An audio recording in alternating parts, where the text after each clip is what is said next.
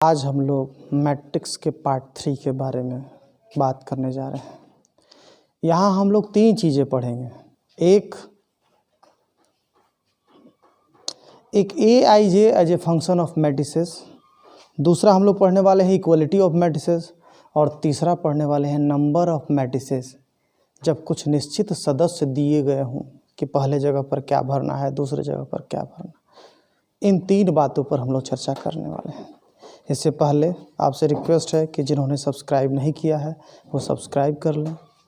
इससे आप लोगों को वीडियोस जैसे ही बनेंगे वैसे ही मिलते रहेंगे। तो चलिए हम लोग पढ़ने जा रहे हैं। सबसे पहला टॉपिक ए आई जे किस रूप में, तो फंक्शन ऑफ आई एंड जे। इसका मतलब ये हुआ कि आई और जे से बना व्यंजक। इसका मतलब हुआ आई और जे से बना व्यंजक। जैसे अच्छा हाँ, इसमें ये ध्यान रखिएगा कि आई यहाँ रो का नंबर है, आई यहाँ रो का नंबर है और जे यहाँ कॉलम का नंबर है। खैर, मैंने आपसे कहा कि यहाँ ए आई जे आई और जे के व्यंजक के रूप में दिया हुआ होता है। जैसे हो सकता है ए आई जे बराबर आई प्लस जे, ऐसा भी हो सकता है कि ए आई जे बराबर आई प्लस जे का होल स्क्वायर, तो ऐसा भी हो सकता है कि ए आई जे बराबर आई प्लस 2जे का होल स्क्वायर। कुछ भी अपने से तो बनाना है व्यंजक, आप भी अपने से बना सकते हैं। किताब में कुछ भी ऐसा व्यंजक दे सकता है। अच्छा, इससे रिलेटेड एक दो एग्जाम्पल मैं ले रहा हूँ। जैसे मैंने लिखा कि ए आई जे बराबर है आपका आई प्लस जे बाई 2, और यहीं बगल में मैंने बता दिया कि A23 निकालिए। तो ध्यान रहे, यहाँ पर पहला आई होता है और दूसरा जे होता है। पहला जो है इसमें जैसे पहला 2 है तो ये आई का मान है, और दूसरा 3 है तो ये जे का मान है ना। अब इसमें बताया गया आई प्लस जे बाई 2, फॉर्मूला है आपका आई प्लस जे बाई 2। इसमें आई की जगह पहला भरिएगा 2, और जे की जगह दूसरा भरिएगा 3/2, तो ये हो गया 5/2। ऐसे ही अनगिनत कुछ भी दिया जा सकता है आप लोग को। जैसे एक और एग्जांपल मैं लेता हूँ। जैसे कहीं लिखा हुआ है ए आई जे बराबर आई प्लस 2जे बाई 3 माइनस 1, कुछ भी, या ये ना सही, ये भी हो सकता है आई प्लस 2जे का होल स्क्वायर। चलिए इससे रिलेटेड एग्जांपल देखते हैं।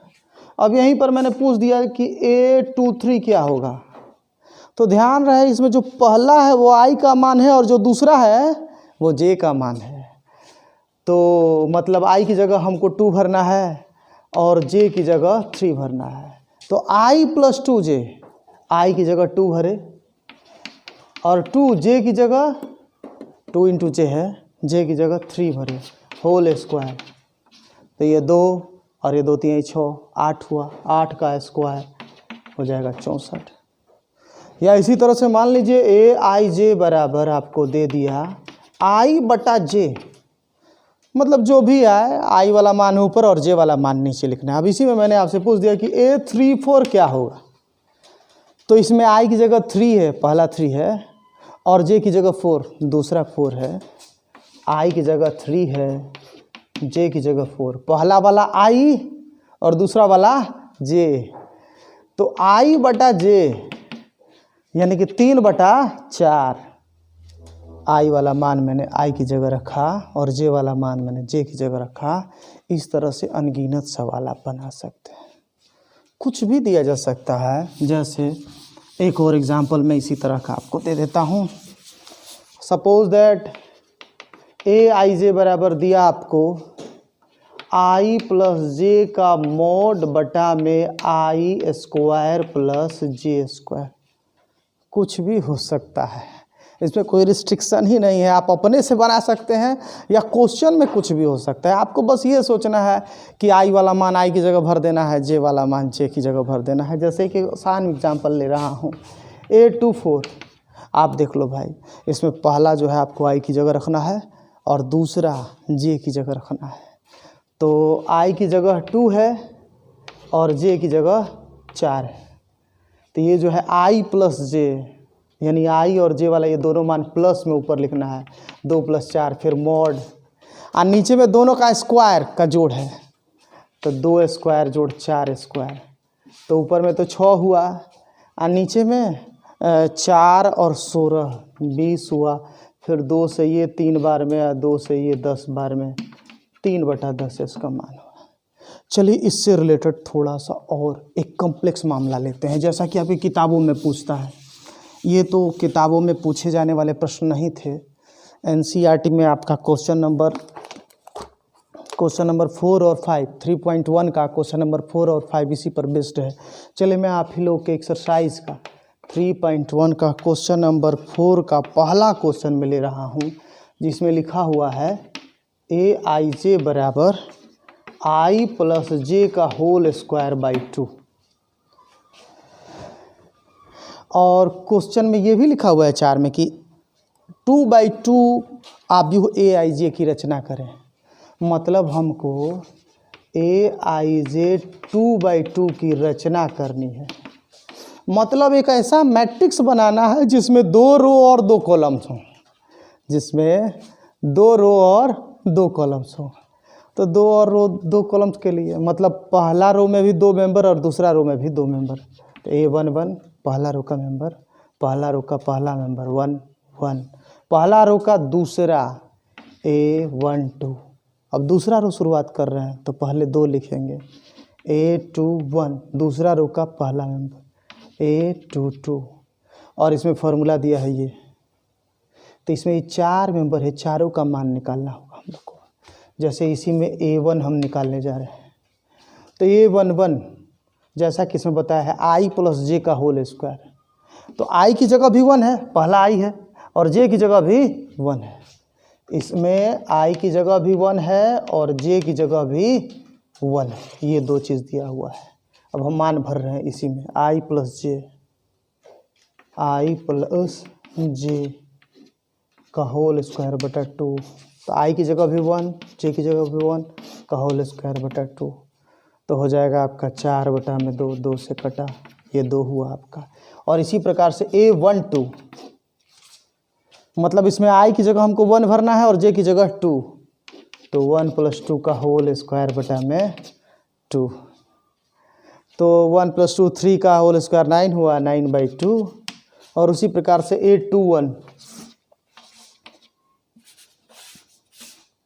उसी प्रकार से यहीं पर निकाल रहे हैं A21, तो यहाँ भी 2 + 1 का स्क्वायर बटा में 2, जो कि 9/2 हुआ।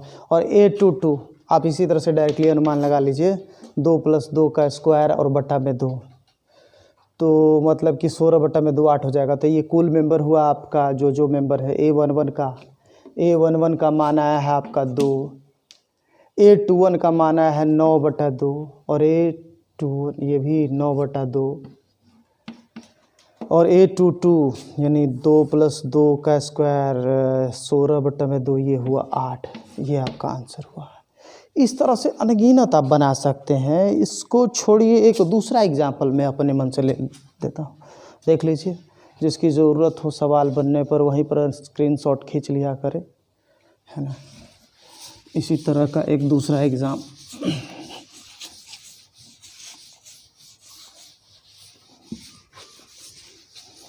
इसी पर एक दूसरा एग्ज़ाम, जैसे आपसे बोला गया कि AIJ 2/2 की रचना करें,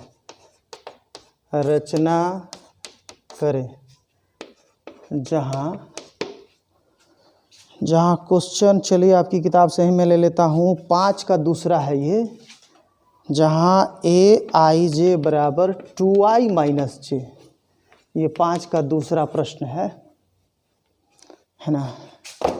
तो AIJ 2/2 की रचना करना है हमको, AIJ 2/2, मतलब 2 रो 2 कॉलम वाला मैट्रिक्स। तो मतलब यहाँ ये निकला कि पहला रो में भी 2 मेंबर और दूसरा रो में भी 2 मेंबर, कुल मिला के 2 ही मेंबर होंगे। तो A11 पहला रो का पहला मेंबर, पहला रो में दूसरा A12, वैसे ही दूसरा रो में पहला और दूसरा रो में दूसरा। अब यहाँ जो फॉर्मूला दिया गया है उसका मैं यूज करूँगा इन चारों का मान निकालने के लिए। तो देखिए A11 2i माइनस जे, 2i माइनस जे। यहाँ ध्यान ये रखना है कि ये पहला i का मान है और दूसरा j का मान है। तो पहला इसमें i की जगह भरेंगे, i की जगह इसमें से पहला भरेंगे और j की जगह इसमें से दूसरा। तो दोनों जगह 1 भरना है, 2 गुना 1 घटा 1, 2 घटा 1, ये हो गया 1। और उसी तरह से इसमें अब ये दूसरा वाला मेंबर A12, तो यहाँ i की जगह 1 है और j की जगह 2 है। पहला i और दूसरा j, तो i की जगह 1 और j की जगह 2। अब यही फार्मूला फिर से जो फार्मूला दिया गया है उसी का इस्तेमाल बार बार करके सबका मान निकालें।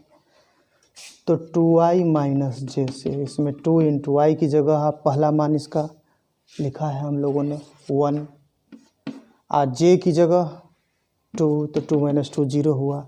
ठीक उसी तरह से A21 दोबारा 2i माइनस जे, इस बार पहला 2 है तो i का मान 2 हो गया और j का मान 1 हो गया।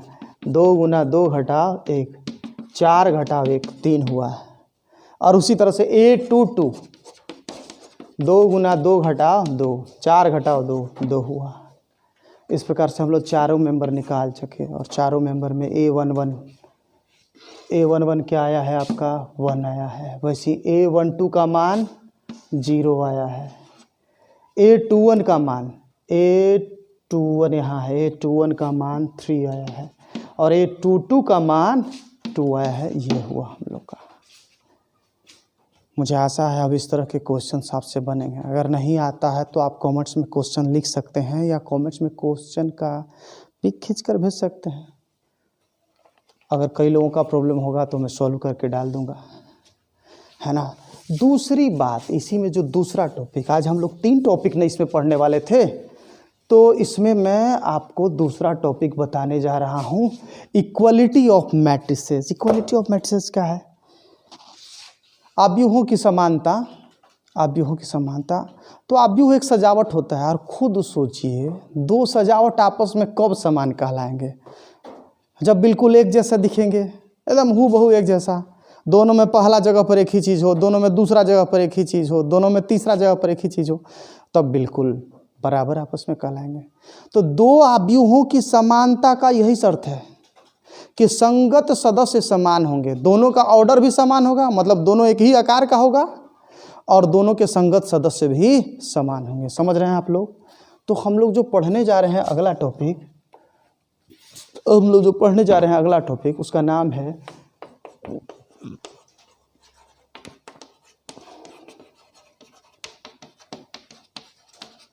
इक्वलिटी ऑफ मैट्रिसेस, अव्यूहों की समानता। अव्यूहों की समानता, तो जैसे मैंने बोला उसका एक एग्जांपल मैं ले लेता हूँ। जैसे A, B, X, Y एक मैट्रिक्स है और दूसरा है 1, 2, 3, 4। तो भैया 2 अव्यूह को तभी समान कहा जाता है यदि वो हूबहू बराबर हो, दोनों का आकार भी बराबर और संगत सदस्य भी बराबर। तो आकार तो दिख ही रहा है, ये भी 2/2 का है, कोटि, आकार मतलब कोटि, ऑर्डर, और ये भी 2/2 का ऑर्डर का है। तो पहला जगह A है और पहला जगह 1 है, A बराबर 1 होना चाहिए। दूसरा जगह B है तो इसमें 2 है, B बराबर 2 होना चाहिए। वैसे ही X बराबर 3, Y बराबर 4। अंतिम जगह पर Y है और यहाँ अंतिम जगह पे 4 है। इस तरह से होगा। तो अव्यूहों की समानता की 2 शर्तें हैं। अव्यूहों की समानता की 2 शर्तें हैं। पहला, दोनों का ऑर्डर समान होना चाहिए। दोनों का ऑर्डर समान हो, आकार मतलब समान होगा। फिर संगत सदस्य समान हो, संगत सदस्य समान हो, मतलब दोनों की कोटि भी समान होना चाहिए और संगत सदस्य भी समान होना चाहिए। दोनों में पहला लाइन का सदस्य भी आपस में समान होना चाहिए, दोनों का दूसरा लाइन का सदस्य भी आपस में समान होना चाहिए, दोनों में पहला लाइन का पहला मेंबर भी आपस में समान, दोनों में पहला लाइन का दूसरा मेंबर भी आपस में समान। इस प्रकार से चलो इससे रिलेटेड एक क्वेश्चन लेते हैं। ये तो मैंने उदाहरण लिया था समझने के लिए, आपके एक्सरसाइज में ही क्वेश्चन। इसमें क्या होगा ना कि दो गो मैट्रिक्स बराबर लिख दिया जाएगा और कहा जाएगा कि सोल्व करके इसमें ये अक्षर एक्स वाई जेड ई सब का मान निकालिए। तो चलिए आपकी किताब में ही एक क्वेश्चन है, आपकी किताब का ही क्वेश्चन मैं कुछ बता देता हूँ। एक आसान सा क्वेश्चन, जटिल क्वेश्चन एक मैं छोड़ दे रहा हूँ और आसान सा क्वेश्चन ले रहा हूँ। आप ही की एक्सरसाइज में क्वेश्चन नंबर 6 का आसान क्वेश्चन मैं इसलिए ले रहा हूँ क्योंकि समझते समय शुरुआत में आसान से ही समझ में आता, फिर उसके आधार पर उसके आगे जटिल में बढ़ा जाता है। ऐसा नहीं कि मैं जटिल छोड़ रहा हूँ, ऐसा है कि ज़रूरी है पहले आसान देखना और फिर उसके बाद कठिन देखना। तो 6 का तीसरा इसमें लिखा हुआ है x + y + z, इधर लिखा हुआ है x + z और इधर लिखा है y + z, बराबर लिखा है 9, 5, 7 और क्वेश्चन में कह रहा है कि भाई x, y और z का मान जो है बताइए क्या होगा। तो जैसा कि हम लोग जानते हैं अवयवों की समानता के लिए ज़रूरी है कि दोनों का ऑर्डर समान हो। इसका भी ऑर्डर 3/1 है, इसका भी ऑर्डर 3/1 है। इसमें एक ही कॉलम है और 3 मेंबर है, यहाँ भी एक ही कॉलम है 3 मेंबर है। ये x + y + z भले देखने में बड़ा है लेकिन एक मेंबर काउंट किया जाएगा, ये जोड़ में ना है तो इसे एक ही मेंबर काउंट करेंगे। तो ये एक मेंबर, ये एक मेंबर, ये एक मेंबर, ऐसा नहीं कि x, y और z 3 ठो काउंट करेंगे, वो प्लस में है उसे एक मेंबर काउंट करेंगे, है ना। तो यहाँ हुआ। तो फिर समानता से जो हम लोग पढ़े, समानता कहता है कि संगत सदस्य समान होना चाहिए, यानी कि दोनों का ऊपर वाला पहला मेंबर आपस में समान, है ना। तो कहेंगे यही बात कि समानता से मतलब इक्वलिटी ऑफ मैट्रिसेस से पहला मेंबर x + y + z बराबर होगा 9 के, दूसरा मेंबर x + z और तीसरा member y + z, x + z बराबर होगा 5 के, y + z बराबर होगा 7 के। अब बड़ा आसान है, बड़ा आसान है, इसे आप अपने से कर सकते थे लेकिन मैं ले लिया बताने को। जैसे हमको 1 से, चलिए मैं बारी बारी से मान निकाल रहा हूँ। 1 से ये है x + y + z बराबर 9। तो खुद देखिए समीकरण 3 में, समीकरण 3 में y + z का मान 7 है ना, तो इसमें जो y + z है इसका मान 7 भरेंगे, x + 7 बराबर 9 और 7 इधर आके 9 से घटेगा तो आपको x का मान मिलेगा 9 - 7 यानी कि 2। अब 3 जो मान निकालने थे उसमें से 1 मिल गया, y z चाहिए केवल। तो 2 से ये जो लिखा हुआ है x + z बराबर 5, इस x + z में आपको x तो मिल ही गया है 2, ये 2 + z बराबर 5, फिर तो z बराबर 5 - 2 ये हो गया 3। और उसी प्रकार से इसके आगे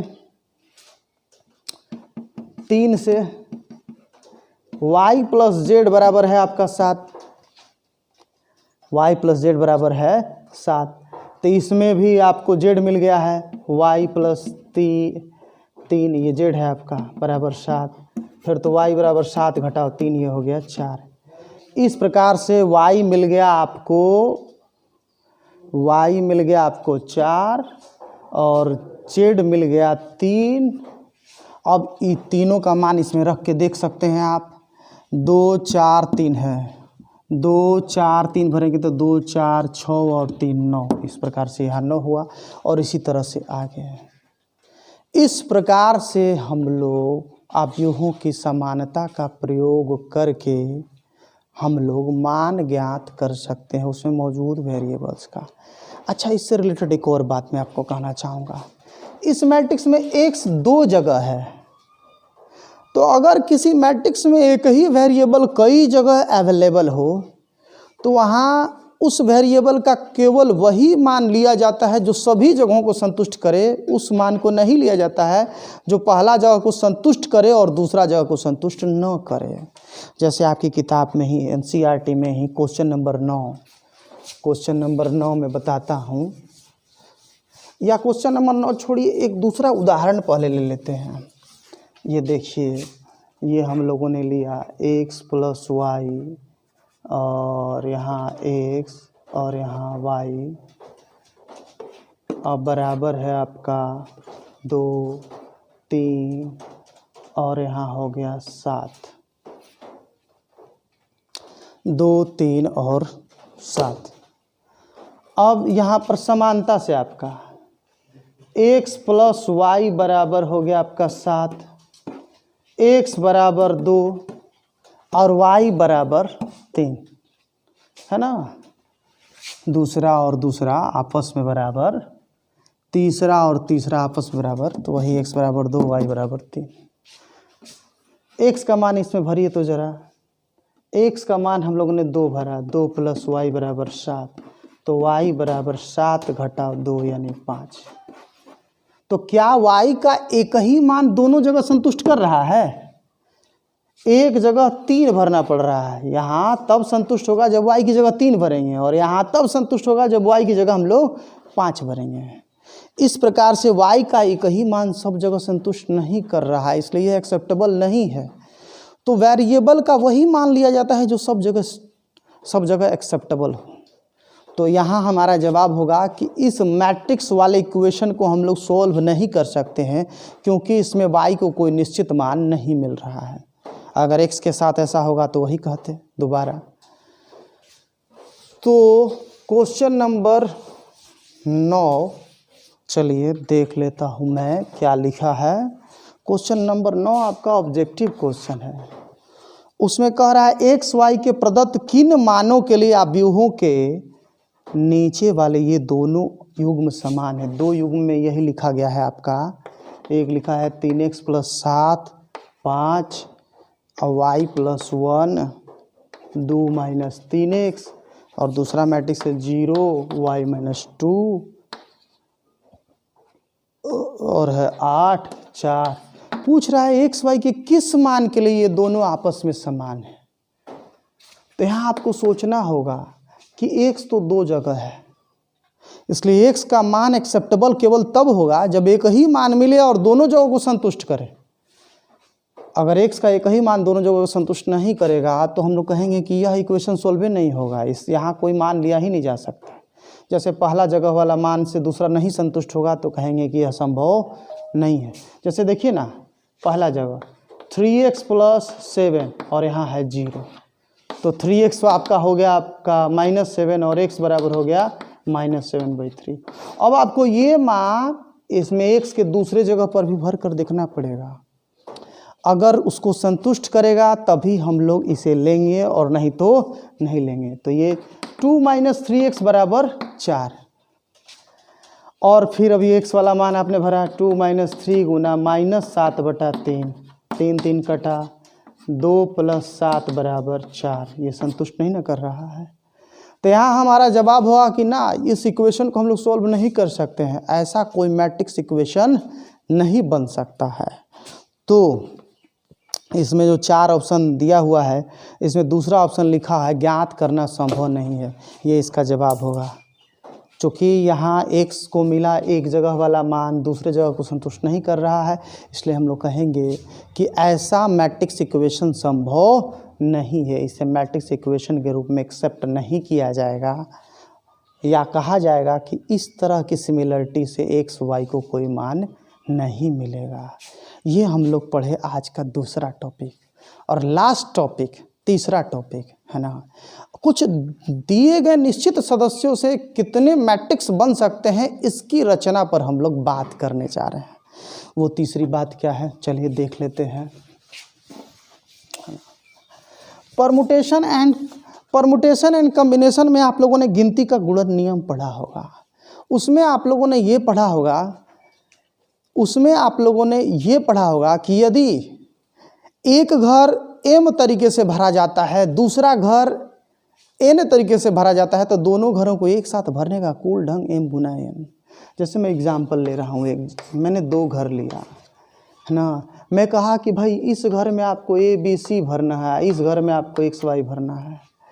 तो ये वाला घर मैं 3 बार भर सकता हूँ, एक बार a से, एक बार b से, एक बार c से। और ये वाला घर मैं 2 बार भर सकता हूँ, एक बार x से और एक बार y से। तो दोनों घर एक साथ भरने का कुल तरीका 3 गुना 2 यानी 6 होगा। समझ भी सकते हैं। एक बार यहाँ a जब भरूंगा तो मैं इधर वाला एक बार x एक बार y है ना, a के साथ x a के साथ y, वैसे b के साथ x b के साथ y, c के साथ x c के साथ y, इस तरीके से 6 बार हो जाएगा। खैर इसको छोड़िए, है ना। इस नियम का हम लोग सीधे यहाँ प्रयोग करेंगे। जिस प्रकार से 2 घर के लिए मैंने बात किया कि भाई एगो घर m तरीका से या दूसरा घर n तरीका से, तो दोनों घर साथे साथे भराएगा m गुना n ही तरीका से। वैसे अगर 3 घर हो और तीसरा घर p तरीका से भरा रहा हो, तो तीनों घर एक साथ भरने के तरीकों की कुल संख्या होगी m गुना n गुना p। इसी पर एक सवाल मैं ले रहा हूँ, है ना। जैसे मैंने पूछा, यदि हर एक अवयव 0 या 1 लिया जाता हो, तो aij 2/2 की रचना चाहे तो aij कितनी बार बनेगा। हाँ, कितनी बार बनेगा, मतलब इस तरह के कितने मैट्रिक्स बनेंगे, इस तरह के कितने मैट्रिसेस बनेंगे। तो भाई इसमें 4 जगह न होता है, 2/2 2 रो है और दोनों रो में 2 जगह है, 2 मेंबर है, तो 4 जगह हो गया ना। अब इन 4 जगहों में से हर एक जगह को हमको 0 1 से ही भरना है। तो पहला घर भरने का ढंग 2 बार, एक बार 0 से और एक बार 1 से। और ठीक उसी तरह से 4 घर है, तो दूसरा घर भरने का ढंग ये भी एक बार 0 से, एक बार 1 से, 2 बार। बोला गया है हर एक अवयव 0 या 1 लिया जाए। तो पहला घर में भी 0 1 ले सकते हैं, दूसरा घर में भी 0 1 ले सकते हैं, वैसे ही इस जगह पर भी 0 या 1 ले सकते हैं और इस जगह पर भी। तो तीसरा घर, 4 ही घर है इसमें, तीसरा वाला घर भी 2 बार और चौथा घर भी 2 बार। लेकिन जैसे गिनती का गुणन नियम मैंने बताया कि 2 घर एक साथ भरे जाएं तो दोनों घरों को भरने का ढंग दोनों वाले ढंग का गुणा। ठीक उसी प्रकार से यहाँ भी 4 घर हैं, चारों घरों को एक साथ भरने का कुल ढंग चारों को भरने के ढंगों का गुणा, है ना। तो 4 घरों को एक साथ भरने का ढंग 2 गुना 2 गुना 2 गुना 2 कितना हो जाएगा 16। इसे तो हम लोग 2 का पावर 4 भी न कर सकते हैं। एक और बात, एक ट्रिक भी है, अगर इसको आप याद रखते हैं तो एक ट्रिक भी है। जो घरों की संख्या है ना, जो घरों की संख्या है वो पावर में है और जो अवयवों की संख्या है वो आधार में है।